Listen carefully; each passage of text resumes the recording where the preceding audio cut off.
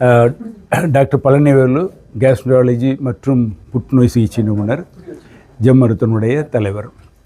சமீபத்தில் Japanese association of thoracic surgeons, அதாவது நெஞ்சக உணவு குழாய் பற்றிய சிறப்பு மருத்துவ அமைப்பு அழைத்து இன்டர்நேஷ்னல் ஹானரி மெம்பர்ஷிப்புங்கிற award lifetime achievement award கொடுத்து பாராட்டியது.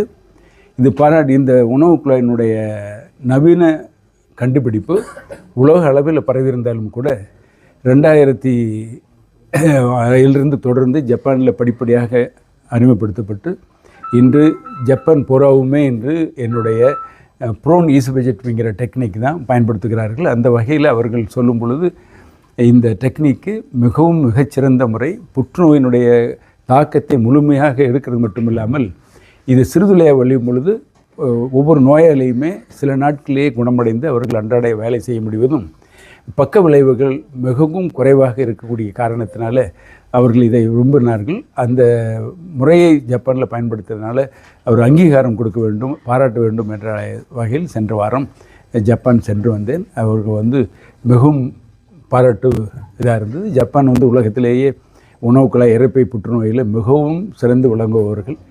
உலகம் நாடுகளே அவர்களை பார்த்து தான் பொதுவாக ஒரு நவீன உத்திகளை செய்வார்கள். ஆனால் இந்த ஒரு வகையில் சிறுதுளை சிகிச்சை முறையில் நம்மளுடைய சிகிச்சை முறை இன்று உலக நாடுகள் மட்டுமல்லாமல் ஜப்பானிலுமே இந்த டெக்னிக் மிகவும் பிரபலமடைந்திருக்கிறது. எனக்கு மிக மகிழ்ச்சியாக இருக்கிறது. உணவு குழாய் புற்றுநோய் காமனஸ்ட், அதாவது 4வது அதிகமான புற்றுநோய் என்பதும் அது மிக சிக்கலான ஆப்ரேஷன் என்பதும் எல்லாத்துக்கும் தெரியும். அதை நெஞ்சை திறந்து வயிற்று திறந்து பண்ணும் பொழுது பலர் பக்க விளைவுகளால் இறக்க வேண்டிய வாய்ப்புகள் ஏற்பட்டது. இந்த சிறுதலையை விளையும் பொழுது வலி இல்லை, ஒரு சில நாட்களிலேயே குணமடைந்திடலாம், இரத்த சேதம் இல்லை. அது மட்டும் இல்லாமல் 10லிருந்து 15 பங்கு பெருசு பண்ணி காமிக்கக்கூடிய தன்மை இருக்கிறதுனால புற்றுநோய் முழுமையாக என்னுடைய சிகிச்சை முறையில் எடுக்கலாம். அதனால் புற்றுநோய் அவங்களுடைய வாழ்நாள் கூட நான் கூடுவதோடு வரக்கூடிய வாய்ப்பும் தடுக்கிறது. அது மட்டும் இல்லாமல் இப்பொழுது நவீன உத்திகளை மூலம் இந்த அனஸ்டமோட்டிக் லீக், அதாவது தையல் விட்டு பக்க விளைவுகள் ஏற்படுவதும் கூட இப்போ தவிர்க்கப்படுகிறது. அதனால் இன்று உணவு குழாய் ஆப்ரேஷன் மிகவும் பாதுகாப்பான ஆப்ரேஷன்.